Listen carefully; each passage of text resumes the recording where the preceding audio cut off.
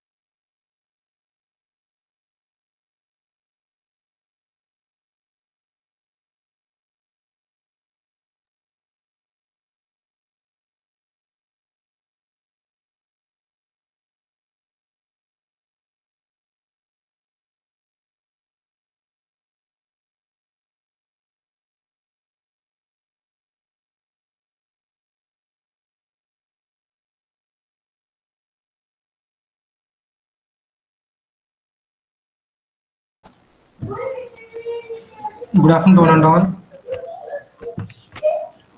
Welcome to the session on global positioning system. In this class, will be seeing about Unit 3. So let us go for the presentation.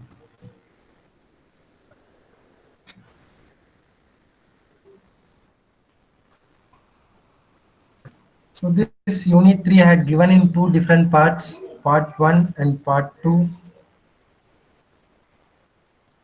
So what does this Unit 3 Part 1 consists of? Is that it consists of 7 different topics. The first one is C/A codes,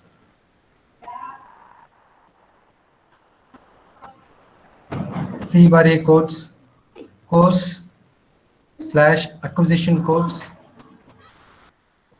P-type codes or the precision codes,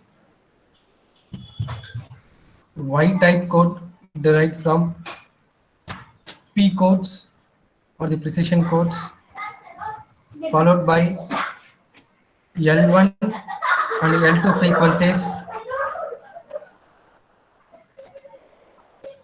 L1 subband frequency of your GPS system, L2 subband frequency of your GPS system.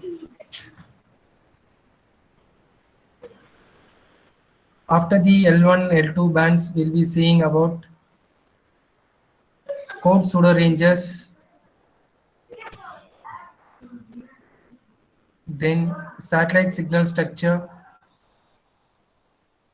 the message system used in navigation, and signal processing techniques and its different types.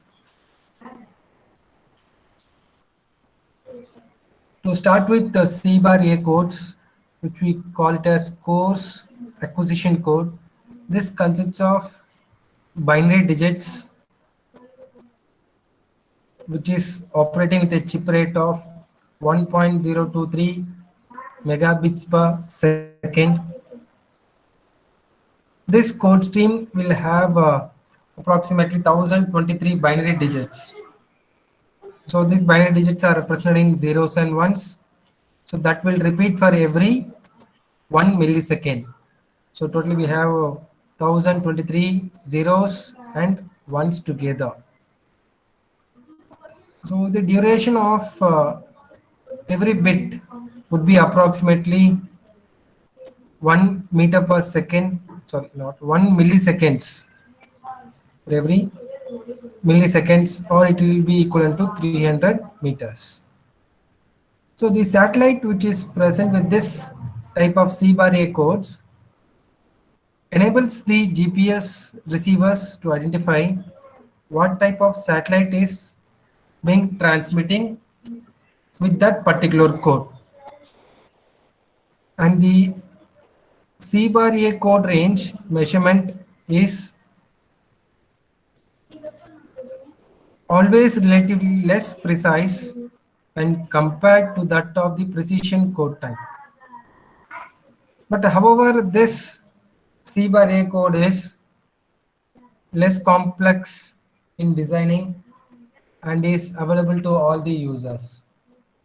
Most probably all the military users and the civilian users can use this C/A codes. On to the next is that P code or precision codes.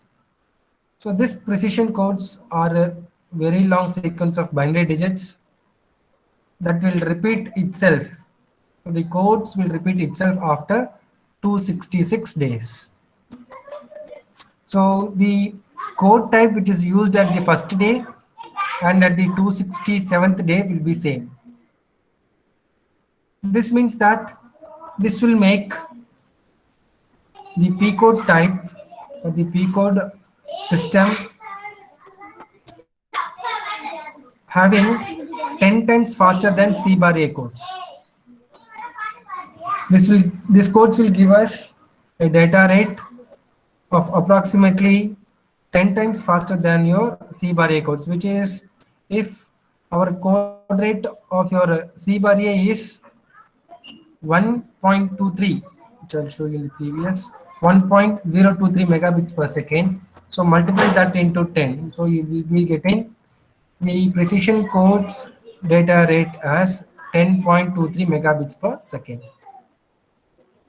So since this P code will repeat itself after 266 days, this will have higher data rate.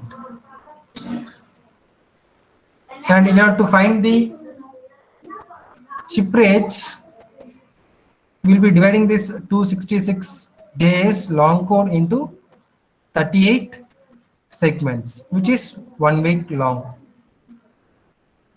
Okay. There will be 32 segments assigned to various GPS satellites.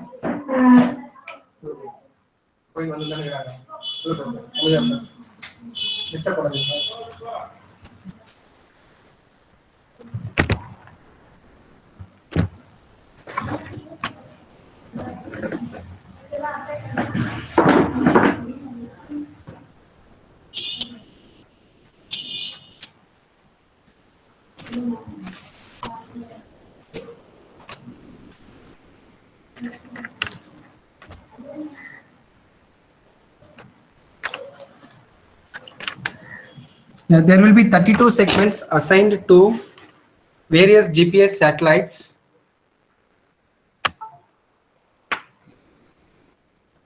where each satellite will transmit a unique 1 week segment of P code, which could be initialized every crossing of Saturday to Sunday midnight. So when there is a transition of Saturday to Sunday, during that period the code will change. So the remaining 6 segments of the 38 will be reserved for the other users. So totally 38. Out of that, 32 segments are assigned for various GPS satellites, and each satellite will transmit a unique 1 week segment of P code that is initialized for every Saturday or Sunday midnight crossing. At that time, they'll initialize it. So the GPS satellites are usually identified by this 1 week segment of the P code. Using that, they will be identifying. So for example, a GPS satellite with ID PRN20. PRN is a pseudo range 20, refers to a GPS satellite that is assigned with the 20th week segment of PRN P code. If you have PRN20, it resembles that it is being assigned for the 20th week of segment. If it is 18th, it is 18th week. So and it goes on. Okay. And the main purpose of going for this P code was your military purposes. The design was done for military purposes. Whereas the C bar A code was available for both civilian as well as military purposes. So let us go to the next code. Next type of code is your Y code. This Y code was derived from P code, where we'll be adding an weighted code. Okay, so we will be adding some encryption algorithms to the existing P code, and we will be deriving an unknown code, which we call it as doubly code. Okay, the adding of a doubly code. So the resulting of this P code with the doubly code would be giving us an encrypted code called Y code. So this Y code will be having a same chip rate, same chipping rate as that of the P code. And the encryption that is being used here is AES, which is anti-spoofing.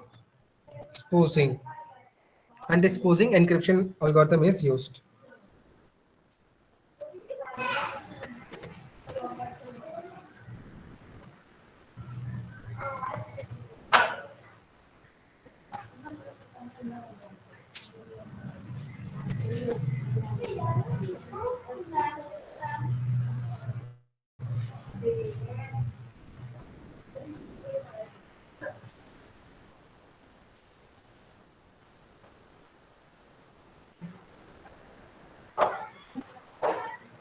So these were the three different types of codes. We had already seen the anti-spoofing technology in unit number 1.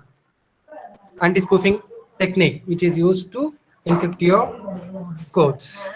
So these CA bar A codes, P codes, and Y codes are the different coding structures which are being used in different users depending upon its need. If you use a civilian, we'll be using C bar A code. If you're specifically using military purposes, we'll be using P codes. And if you want to encrypt in high-end security applications, we'll be using Y codes. So now let us see the L1 and L2 frequencies. L1 and L2 frequencies of this GPS satellite structure. Where do we use this L1 and where do we use this L2? So GPS navigation message is always a data stream that are being added to the L1 and L2 carriers as a binary biphase modulation with as low as data rate of 50 kilobits per second. So always the modulation scheme is used is your binary biphase modulation. So this L1 and L2 carriers will have 25 frames consisting of 1500 bits each, or each frame will have 1500 bits, or in total we'll be having 37,500 bits. And the transmission that will be taking place, the transmission of all these 25 frames will take approximately 750 seconds or 12.5 minutes. So the transmission of the complete navigation message will take 750 seconds or 12.5 minutes. This navigation message will contain the information such like the function of the time of the satellite, the satellite health status, the satellite clock correction, the satellite almanac, and the atmospheric data of the satellite. Okay. And this each satellite that it transmits own navigation message with information on the other satellites also can be done, such as determining the approximate location and health status of neighboring satellites, its own satellite, and so on. So that also can be monitored. The health status represents the power available, lifetime duration of that particular satellite,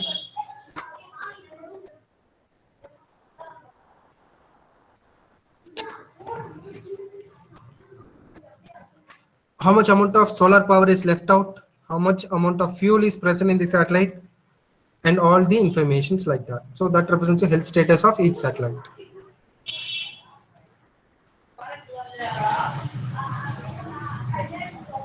Next is the code pseudo ranges. The code pseudo ranges and the phase pseudo ranges are affected by both systematic errors or the biasing, and due to random noise also. So this random noise and systematic errors which is being obtained by the pseudo ranges affects the GPS range determination. So for this we'll be using Doppler measurements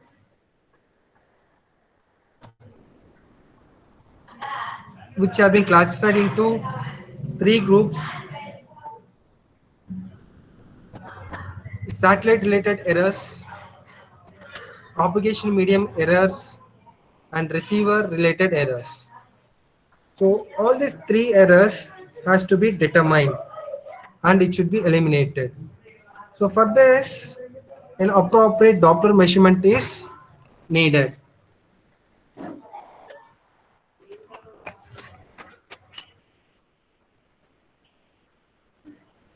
So there are systemic effects that are eliminated by appropriate combinations of observations of the satellite with respect to its point. Then the differencing between receivers, which could eliminate the satellite specific biases, and the difference between satellites that eliminates receiver specific biases.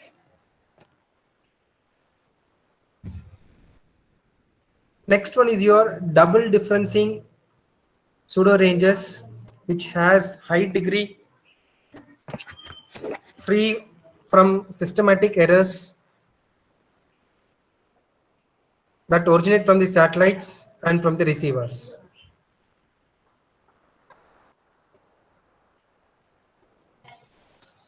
And in terms of refraction, we'll be measuring the short baselines that are being put up at both the endpoints in order to eliminate the ionospheric refraction by combining the dual frequency data. So this is how we eliminate the error due to refraction. Then we have another difference, which is your phase pseudo range difference, which we call in terms of antenna phase center variations.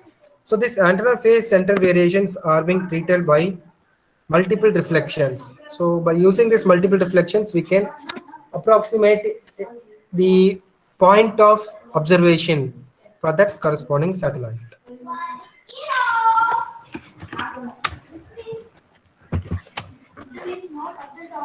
Hey,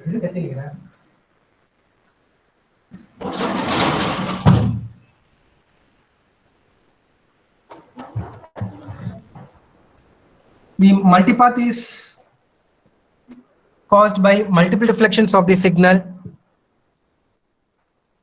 that occurs at the satellite during signal emission.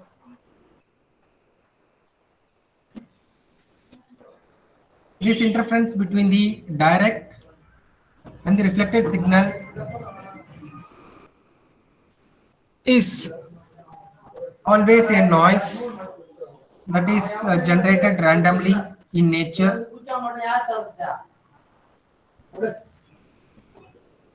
A similar effect called imaging is observed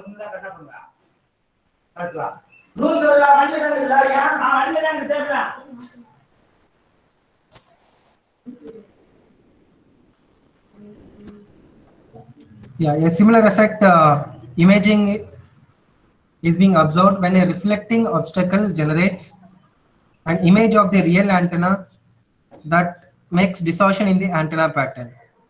So both the effects of multipath and imaging are considerably used in reducing the selection of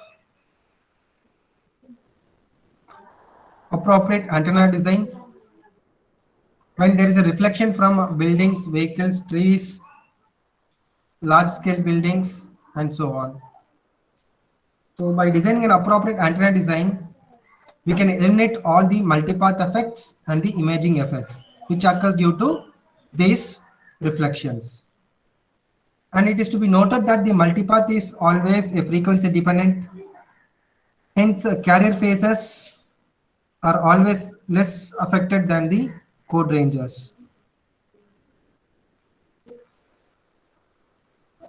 Therefore, the random noise that mainly contains the actual observation noise and the random constituents of the multipath are estimated by the satellite biases under the wave propagation system, which can be determined by the user equivalent range error. So this user equivalent range error is transmitted via the navigation message. So all the informations of this range error is also sent through navigation message. So here there are two tables. One is the source and another one is the effect which it causes. When you see a satellite, it is a source for clock bias and it also leads to orbital errors. And when we see the signal propagation, as the signal travels from one place to another place due to refraction of ionospheric, tropospheric of the nature of Earth's space, we get ionospheric refraction and tropospheric refraction. And at your receiver, due to the inefficiency of the antenna's design, we will be getting antenna phase center variation, the clock bias due to the satellite signal, and multipath reflection. So these all constitutes your code pseudo ranges, range biases. Due to satellite, due to signal propagation, and due to receiver. Next is that how much amount of noise range does each and every code can generate, or how it is being tolerable. So the coarse bar acquisition code can have a noise of up to 10 to 300 centimeter noise, whereas precision, which is used in military, can have up to 10 to 30 centimeter noise, whereas the phase range is of 0.2 to 5 millimeter.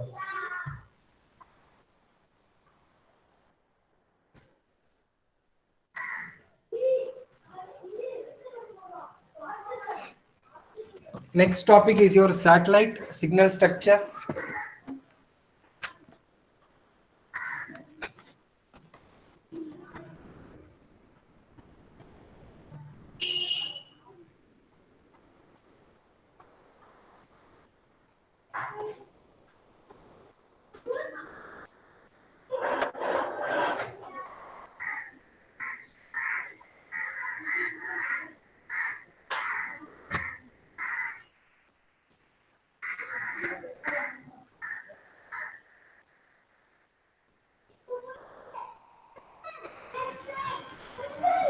The satellite signal structure is divided into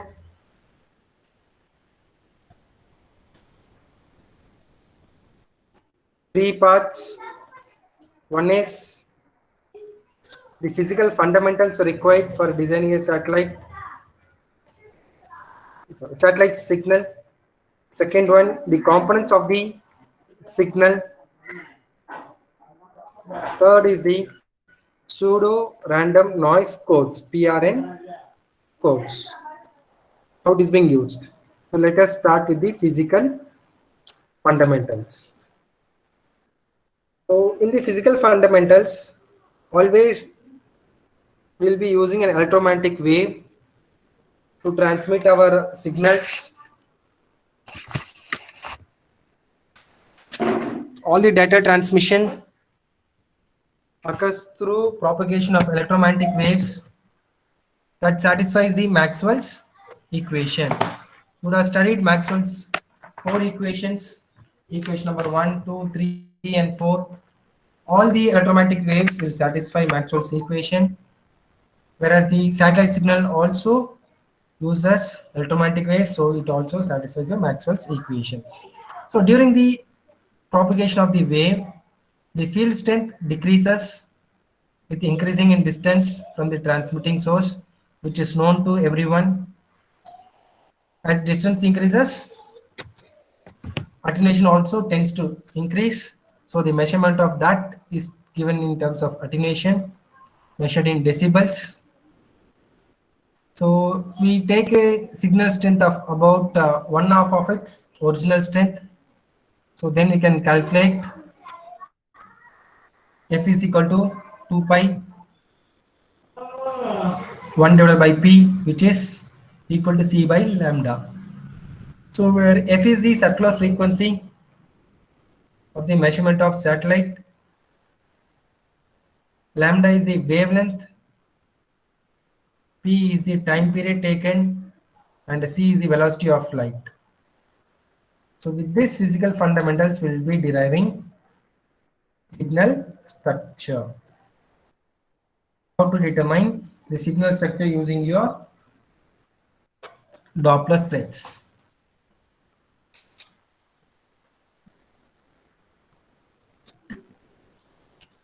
We have a symbol notation called phi, which is used to measure the phase of the signal. So this phase of the signal can be found out by the derivation of the phase with respect to time, which is f is equal to d phi by dt. So integrating the frequency between the epochs t0 and t, the phase will become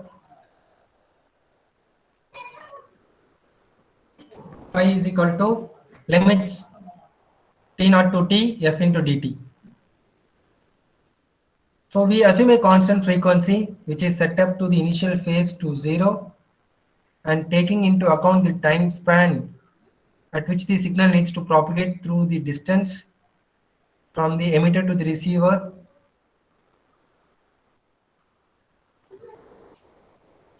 then the phase equation can be obtained as phase phi is equal to f of t minus t tau. And from this you can find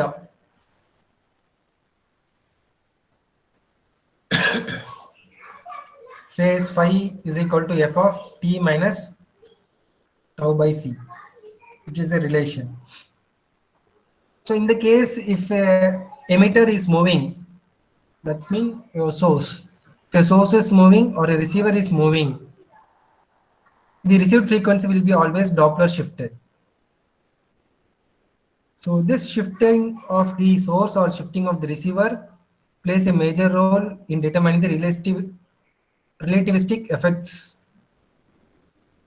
So we need to find this relativistic effects, which is proportional to the radial velocity or the range rate of the source with respect to the receiver. So we can find it as del f Doppler shifted is equal to fr minus fe. Fr is your frequency of the receiver, fe is the frequency of your emitter, which is equal to minus 1 by c v fe.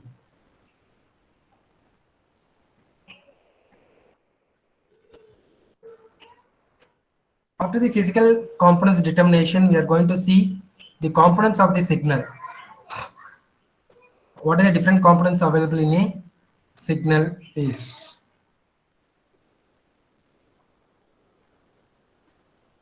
So the different components in your signal of the satellite consists of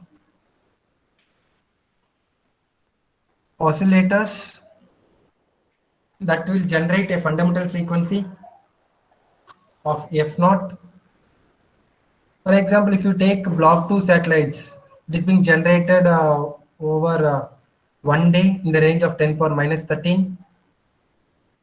After the oscillators will be having two carrier signals in the L band, which is L1 and L2.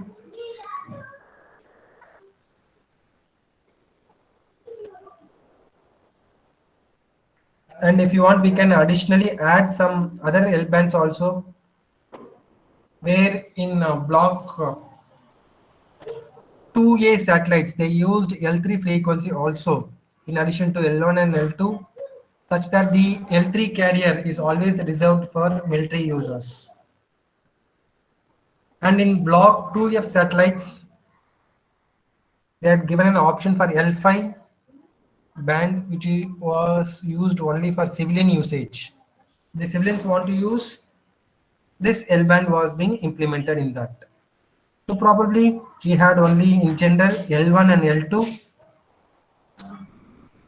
bands that are being modulated by some codes, either P or CA or W or Y, and they provided satellite clock readings to the receiver, and they transmitted the information such as the orbital parameters. So we have seen 6 orbital parameters. All those information was being shared to the receivers. Then these codes always consist of a sequence of states with +1 or -1, where they correspond to binary 0 or binary 1 respectively. So this type of modulation which was used is called as biphase modulation, that was performed by 180-degree shift in carrier.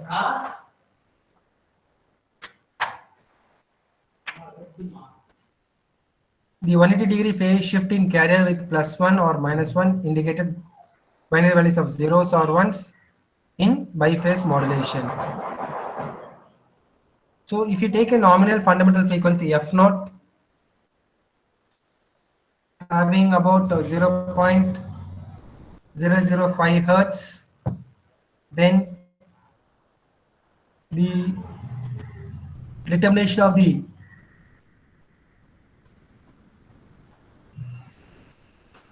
carrier frequencies can be done by using this standard. So you can see that there is a table where we are fixing the fundamental frequency f0. If the usage is at 10.23 megahertz, that is a fundamental frequency. Carrier frequency L1 will be 154 times f0, and L2 will be always 120 times f0. This is standard relation in biphase modulation. So where this L1 will give you approximately 19.0 centimeter accuracies, 24.4 centimeter accuracies, and for this the precision code frequency will be 10.23.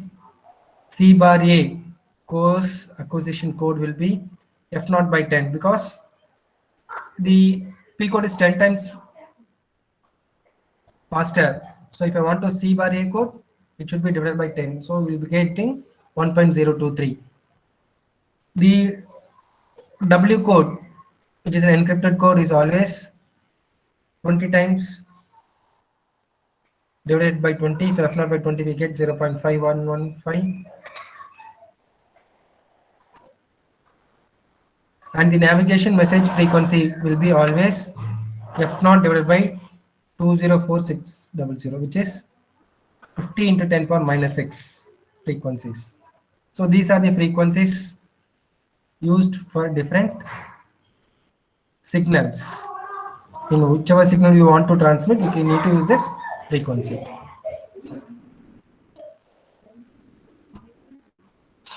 Next is the diagram representation.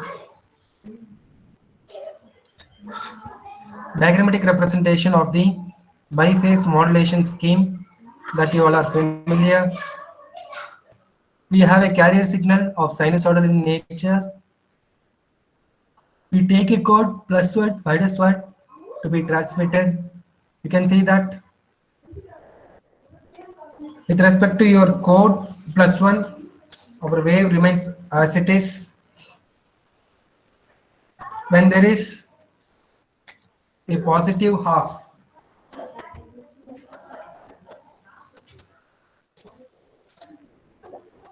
you can see from the diagram, compare this. When there is one cycle of carrier wave, the modulated carrier will also be the same in the case of +1. And in the case of -1, it will be inversion of that. So it will go from bottom to the top. You can see that inversion. This is your biphase. And again, it is being sent for this entire carrier +1, so +1, and the next is also positive negative, so it also positive negative, again we get -1, so it starts from here. This all diagrammatic representation, all are familiar with your digital communication also, I think so. Biface modulation. Okay. So the course or acquisition code will have the frequency of f0 by 10 repeated for every 1 milliseconds. The precision code or the protected code or the P code will be repeated for every 266 days approximately. And the W code, as we had seen earlier, is an encrypted version of P code which determines Y code. Sorry, it is not V code here, there should be Y.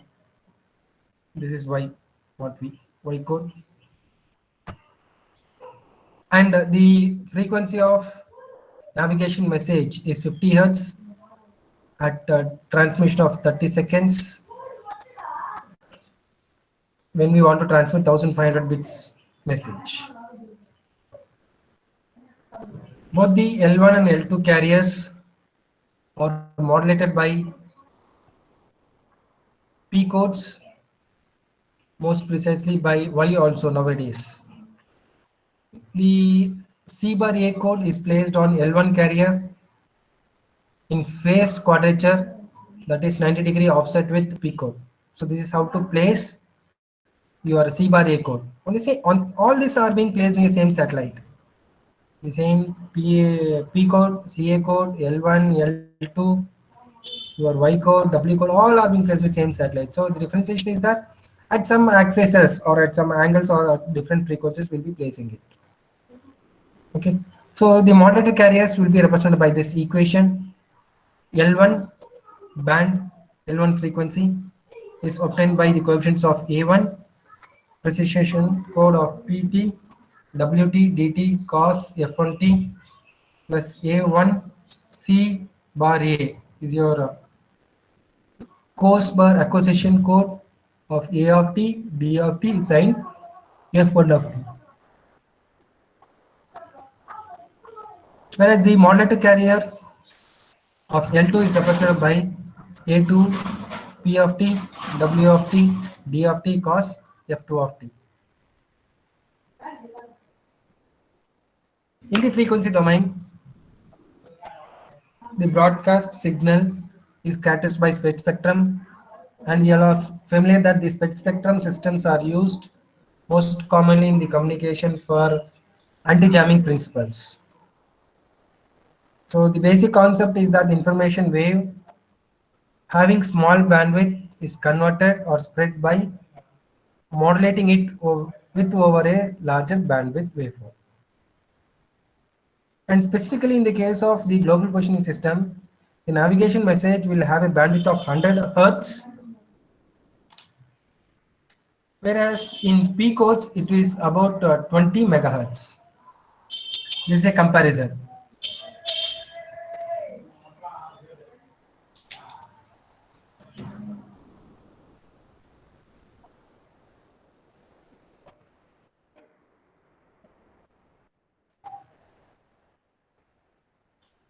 Next is the pseudo random noise codes. In short, we can call it as PRN sequences or PRN codes. So these codes or sequences are generated by using a tapped feedback shift registers having an appropriate hardwiring structure. So each CP or the clock pulse which is being given as an input acts as a shift to the bits to the right hand side. When we give a clock pulse for this shift, it will move towards right hand side. The bits will shift right side, where the content of the rightmost cell is read as output.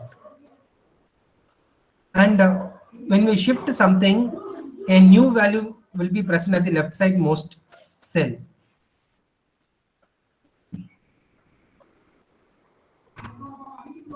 So that cell is determined by the binary sum of two defined cells where a binary 0 is set.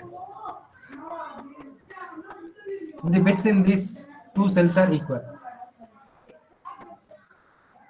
The choice of these defining cells is always arbitrary, and the property determines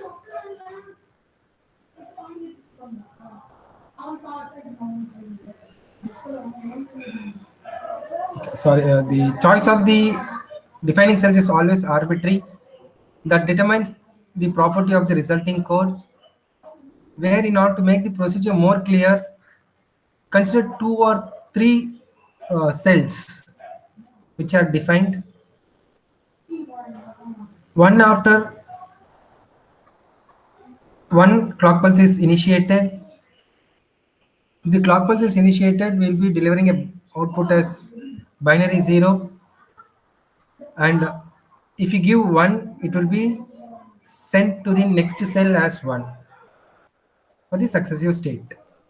You can see a representation of that, the principle of tapped feedback shift register, where I have a sequence of 1 0 1 1 0 in the table, 1 0 1 1 0 in the table, and the successive state of this is that here it is being right shifted. So this one will come here, this 0 will come here, this one will come here, this one will come here.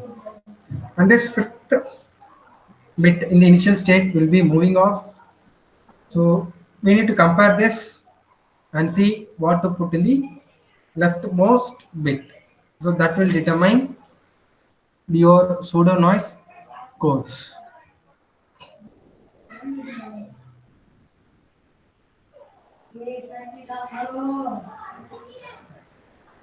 For this, we'll be using C bar A codes, which are generated by the combination of two 10-bit tapped feedback shift register, where the output of both the register are added again by binary operation to produce another set of code sequences.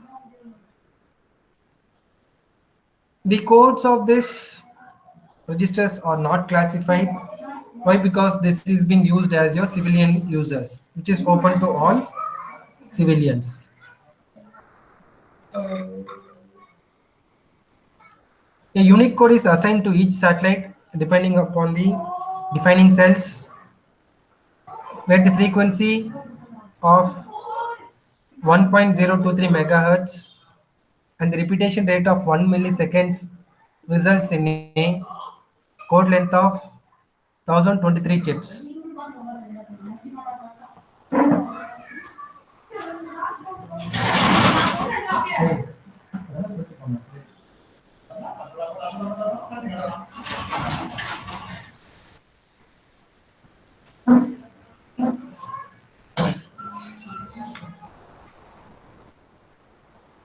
Hence, the time arrival between two chips would be just under 1 microsecond.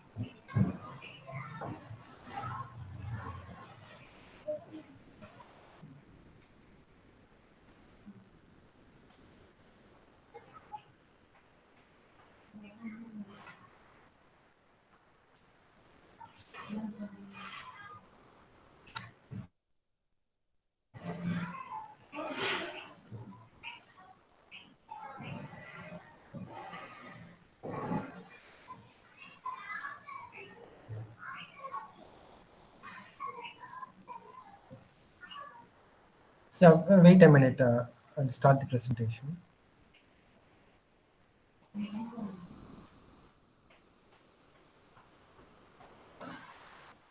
Yeah, I will begin it from the. I'll start from the beginning. The course or acquisition codes that have been generated by the combination of these two 10-bit tapped feedback shift registers, having the output of both the registers, will be added by binary operation such that to produce a code sequence. These codes are not being classified since they are being used for civilian users. We had said about C bar A code since they are being used for civilian users, they are not being classified properly. Then we'll be getting a unique code, so which is assigned to each satellite depending upon the defining cells, the frequency of 1.023 megahertz, and the repetition rate of 1 milliseconds results in a code length of 1023 chips. Hence, the time interval between the two chips is just within 1 microsecond, which corresponds to 300-meter chip length, as I said earlier for CA codes in the beginning of this presentation. Next comes to the P codes. So the P codes are also not classified to a certain limit, and they are a combination of 2-bit sequences again generated by two registers. The first bit sequence repeats every 1.5 seconds, and the frequency of this will have a length of 1.5345 into 10 power 7 bits. The second sequence will have 37 more bits of this. The combination of the first bit sequence and the second bit sequence will result in a code with approximately 2.3547 into 10 power 14 bits that will have a lifetime span of approximately 266.4 days. Okay, 266.4 days. So the total code length would be partitioned into 37 unique 1 week segments. On each segment is assigned to a satellite defining its PRN number. We had said that PRN number 20, ID 20 will be used for 20th week, and so on. Then these codes, after completing, are restarted at the beginning of every GPS week at Saturday to Sunday transition midnight. Okay, and we'll be having a chip code of 30 meters. This is your pseudo noise codes S1 and S2. For example, we take 010 for S1 and 10110 for S2. We'll be using a combination of 5 S1 with 3 S2. That will give us 15 chips. In a sense, 5 into S1, number of bits is 3. So 5 into 3 will get 15. Whereas if you take the next sequence S2, S2 will be having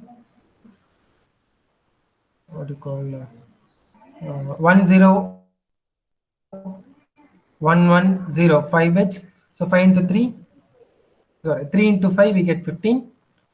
So by using this we'll get a combination. So what we have to do is that we should repeat the first sequence. I'll explain. In generation of the P code, 5 S1 is that is 010. Write it 5 times. 010, 010, 010, 010, 010. You get 15. And we have a next sequence considering 10, 110. So write it 3 times. 10, 110, 10, 110, and see that states are becoming, all the bit sequences of first bit and second bit becomes equal. And now use and binary operation. So most probably the binary operation that we use here is modulo 2 addition or XOR gate operation. So do modulo 2 addition of these two. 0 and 1. XOR gate operation output is 1. So we write 1. XOR gate operation 1. XOR gate operation 1. For 0 0 we get 0. For 1 1 we get 0. If any of the inputs is high in XOR gate, we get output as 1. So the combination will be getting like this. So the combination by doing the XOR operation of each bits, we get P code generation. So this is how to generate precision codes for two sequences. Okay. So next is the PRN code characteristics. So the PRN code characteristics of both CA code and P code is being given. So the chip rate for CA codes is 1.023 megahertz. So we get the chip rate of 1.023 in 10 power 6 bits per second. Chip length of approximately 300 meters. Repetition rate is for every milliseconds. Having 37 unique codes and easily to access. Whereas in precision codes or P codes, the chipping rate is 10.23 into 10 power 6 bits per second. Chip length of 30 meter and repeated for every 1 week, Saturday to Saturday, Sunday transition. Port type 37 1 week segment with having more accuracy. Okay. So this is about your satellite signal signature.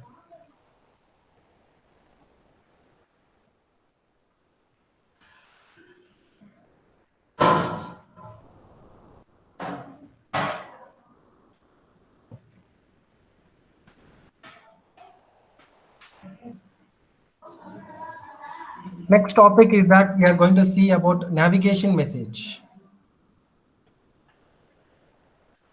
What does this navigation message consists of? How much time is required for transmission of your navigation message? What are its subframes? We'll see that. So the navigation message consists of the satellite health status, satellite's clock, satellite's orbit, and various correction data. Whatever the error being obtained, those correction should be done. So those data also will be present in a navigation message. So the navigation message will consist of 1500 bits divided into 5 subframes. So then each subframe will be having 300 bits each. Okay. So then each and every subframe will be transmitted for every 6 seconds, having 10 words with 30 bits. And the translation time needed for a word would be therefore, since it is 10 words in 6 seconds, for every word we require only 0.6 seconds for transmission.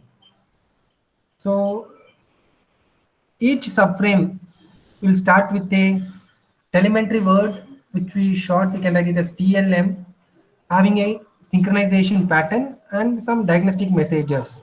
So these diagnostic messages are used for detecting errors.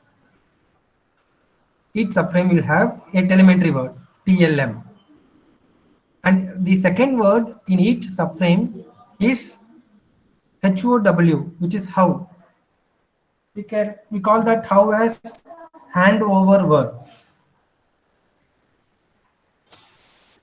This will identify the flags, the subframes. For that purpose, we will be using this handover word. And next is that we will be having a word which consists of time of the week, which is TOW, tau, which counts the time and gives us the information of what time it is being given,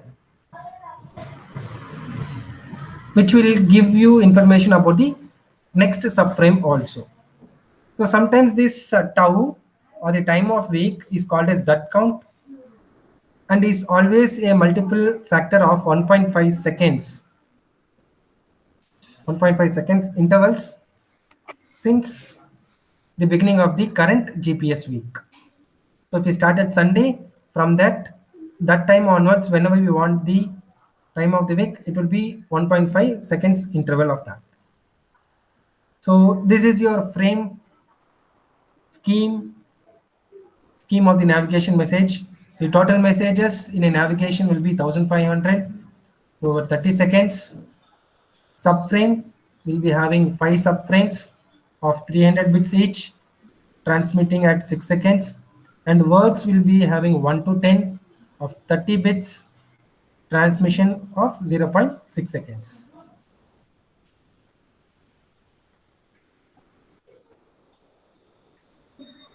So the navigation message having subframes are being used for specific purposes. The first subframe consists of GPS week number, week 1, week 2, week 3, week 4, a prediction of the user range accuracy, users range in which position they are in, indicators of satellite health, like how much amount of power is left out, how much amount of battery, how much is the lifetime of that particular satellite or the device, so on. The age of the data, from which period to which period the data is being taken. Then estimation of the signal group delay, how much amount of signals can be delayed, and 3 coefficients for quadratic polynomial to model the satellite clock correction. In order to correct the satellites clock error correction, there will be 3 quadratic polynomials also in the first frame.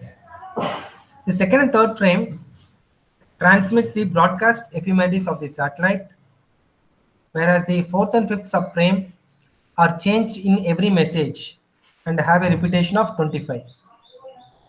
They will change depending upon the message being transmitted. So the total information thus will be in packet of 25 pages,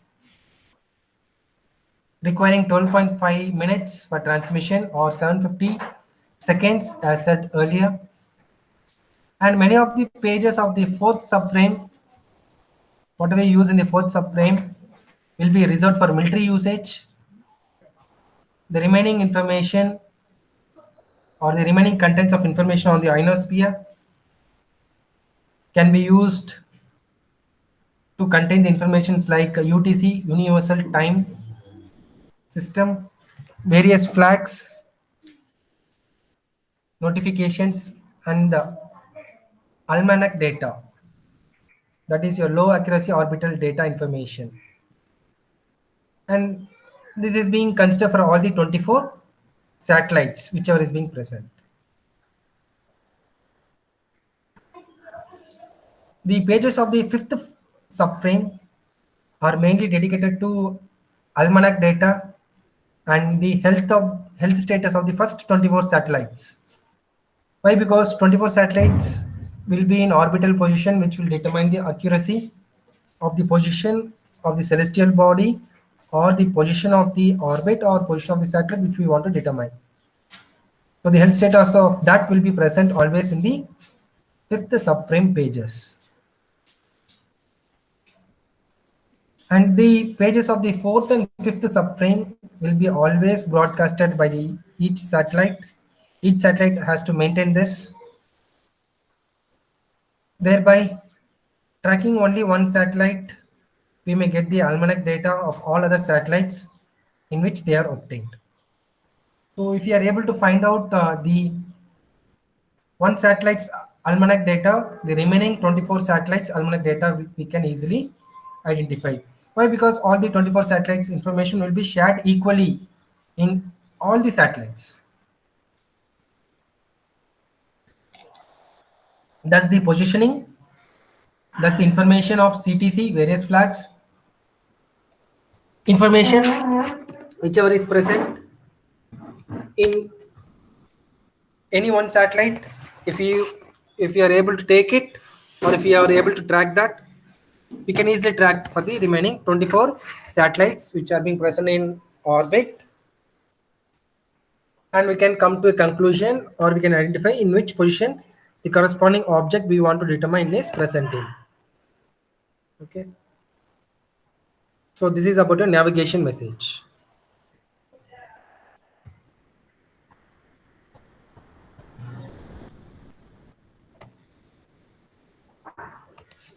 So in today's class we had seen C bar A codes, P codes, Y codes, L1, L2 frequencies, codes order ranges, satellite signal structure, navigation message, and signal.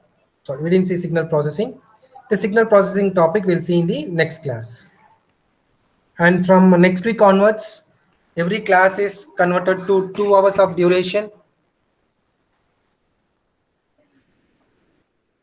right from 10 to 12 o'clock, and in the afternoon 2 to 4 o'clock.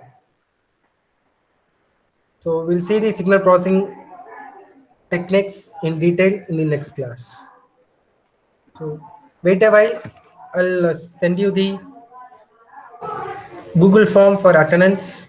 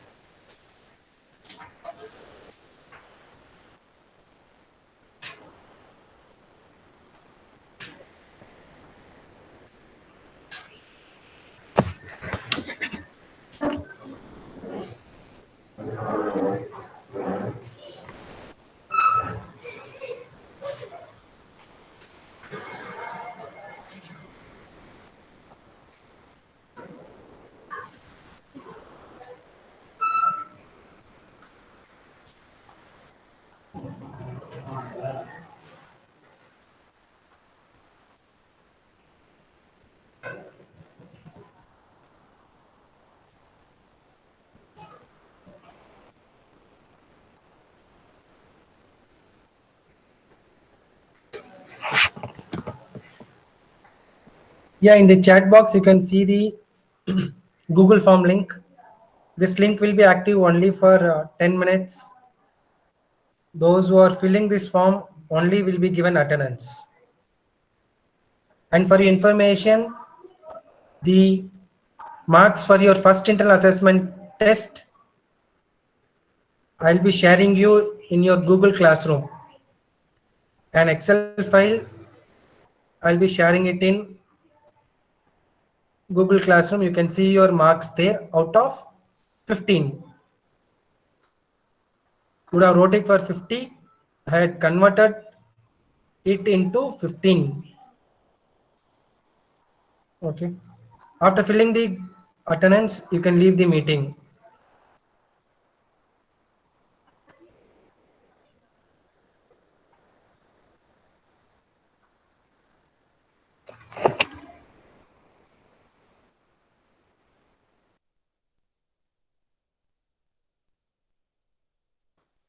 Attendance will be given only for the students, those who fill that Google form.